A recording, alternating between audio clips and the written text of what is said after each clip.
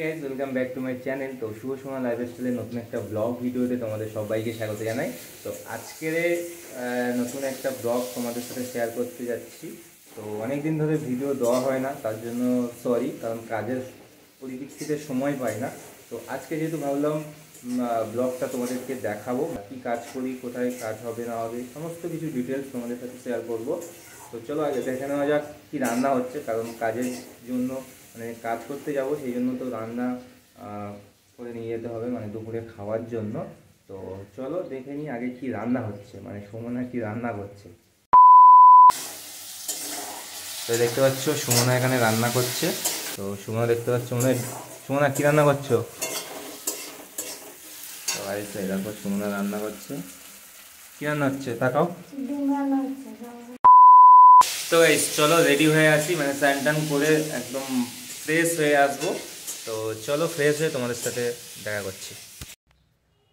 তো guys ready হয়ে চলে এসেছি, দেখতে পাচ্ছ স্নান টান করে। তো কেমন লাগছে অবশ্যই কমেন্ট করে বলো। তো কাজে বেরাবো এবারে, 8টা বাজে। তো সুমনা কি করছে দেখো। সুমনা কি করছো? তো গাইস ব্যাগটা ছিঁড়ে গেছে, তো সেই ব্যাগটাও সেলাই করছে, মন দিয়ে সেলাই করছে। মুখটা তোলো। তো ভাই সকাল সকাল কি হলো কি বউটার আমার, না আমার কি ভাগ্য, আমি তাও কাজ করছে। ওই দেখো ওই দিক থেকে মশাও কামড়াচ্ছে। সুমনা কি করছে, মন দিয়ে সেলাই করছে দেখো। তো ছিঁড়ে গেছে, অনেকদিন হয়ে গেছে, বলে বলে আর হয় না। তো যাই হোক, কি ভাগ্য, আজকে সেলাই করে দিচ্ছে। মাথা গুঁজে সেলাই করছে, মানে মুখ তুলবে না, প্রতিজ্ঞা করেছে মুখ তুলবে না। তো গাইস পুরো রেডি হয়ে গেছি, আর দেখতে পাচ্ছ এবার বার হবো, প্রায় 8টা 8:30 বাজে। তো যে কোনো ট্রেন ধরে চলে যাবো যাদবপুর, আর যাদবপুর থেকে অটো ধরবো, ধরে ক্যাশ সাইডে যাবো। তো এই দেখো সুমন এখানে দাঁড়িয়ে আছে, একা একা থাকবে ঘরে। টাটা করো। তেল দিচ্ছে ঘর থেকে, ঘর থেকে বের করে দিচ্ছ তো। যাও, তাহলে আসবো না ঘরে।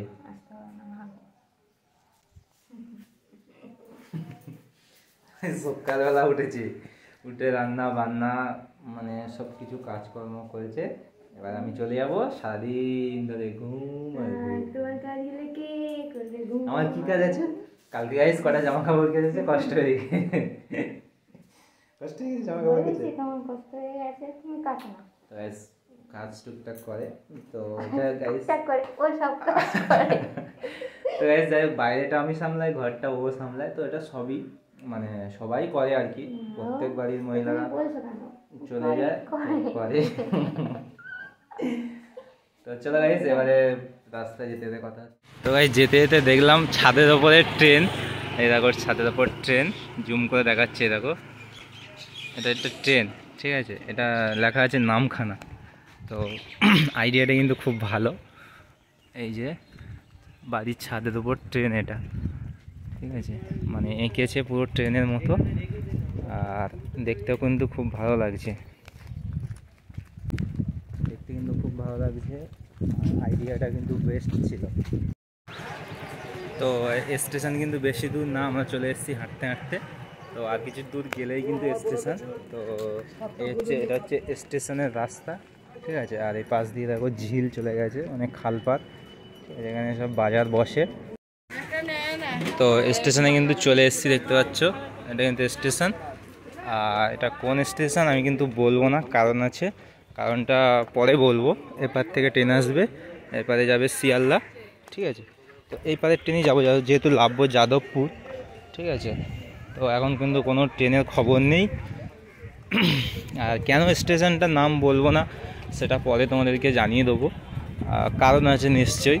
তো সেটা নিয়ে একটা ভিডিও বানাবো, তো পরে, সেটা এখন না, সেটা কদিন পরেই তোমাদের সাথে শেয়ার করব। তোমাদের সাথে শেয়ার না করলে কাদের সাথে করবো, তাই না? তো ভিডিওটা পুরোটা ওয়াচ করো, খুব ভালো লাগবে।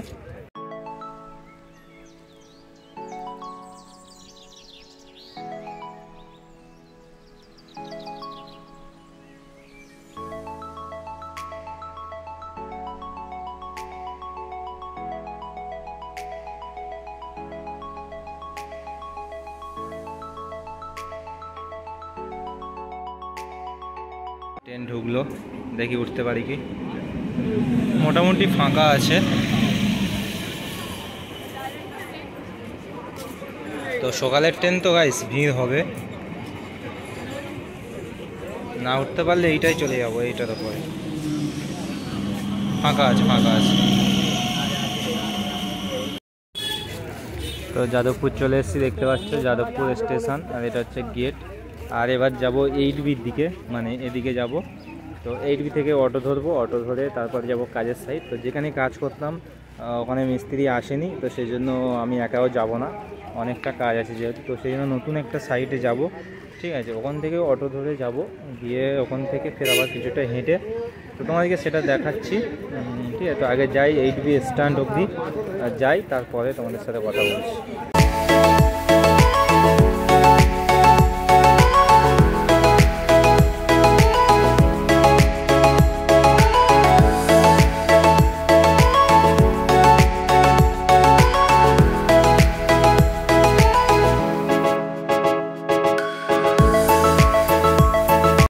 তো গাইজ দেখো যাদবপুর 8বি স্ট্যান্ডে চলে এসেছি।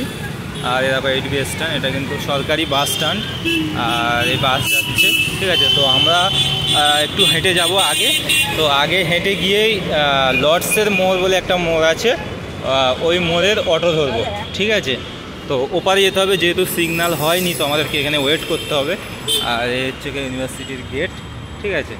আর এপারে ভিতরে সব বাজার, মোবাইলের কভার থেকে আরম্ভ করে সমস্ত কিছু আছে আর কি এর ভিতরে বসে, ঠিক আছে। তো সিগন্যাল হলে আমরা ওপারে যাব, এখনও কিন্তু কোনো সিগন্যাল হয়নি, তো তাও চলে যাব আর কি, কিন্তু এখানে দাঁড়াতে হবে। এই অটোগুলো কিন্তু যাবে, তো দেখি কোনটা যায়।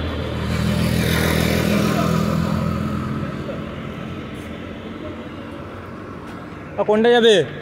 লর্ডসের মোড়। হ্যাঁ, তো এই অটোটা যাবে লর্ডসের মোড়।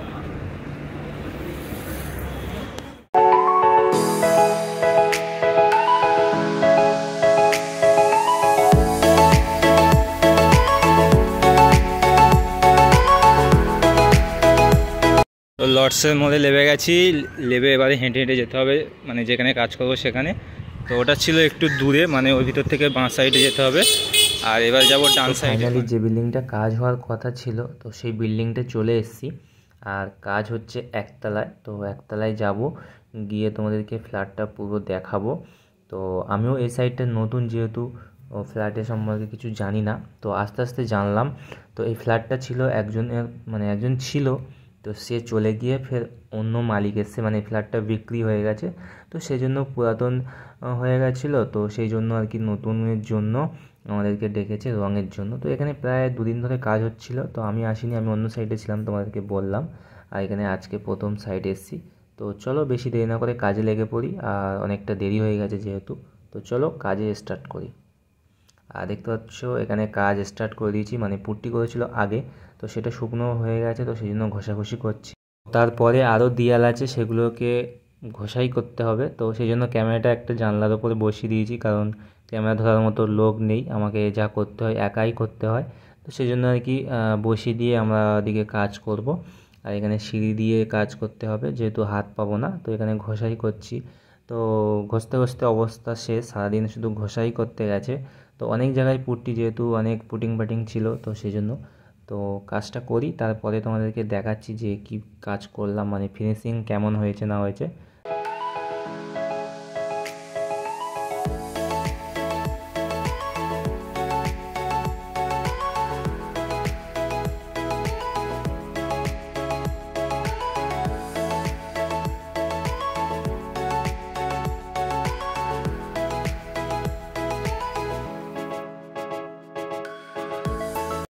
তো গাইস, সত্যি কথা বলতে রঙের কাজ মানে ভীষণ কষ্ট।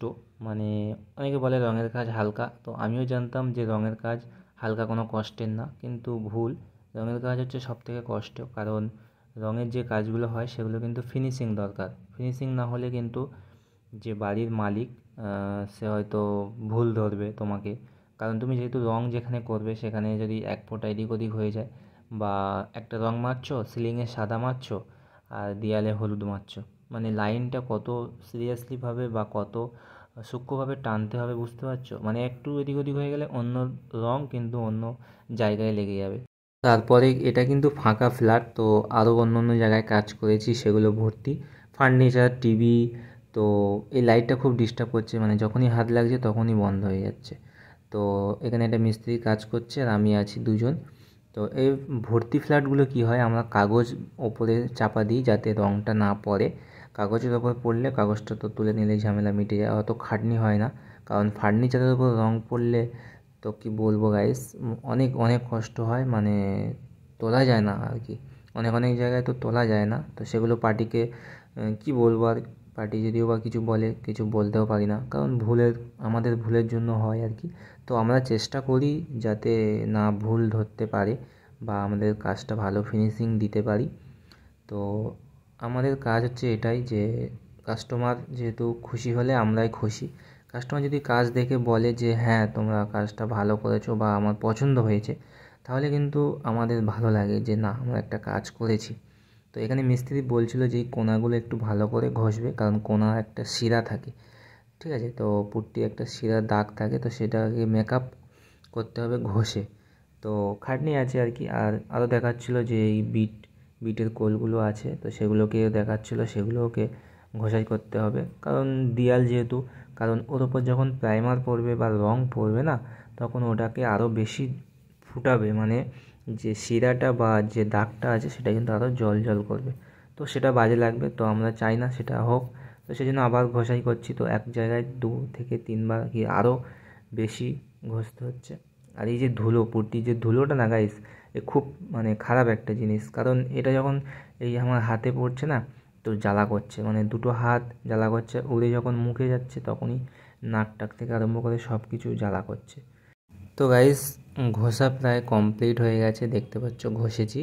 তো কেমন ফিনিশিং হয়েছে তোমাদেরকে দেখাচ্ছি, দেখো এই দেখো এইরকম ফিনিশিং এসছে, এর থেকে আর আসবে না।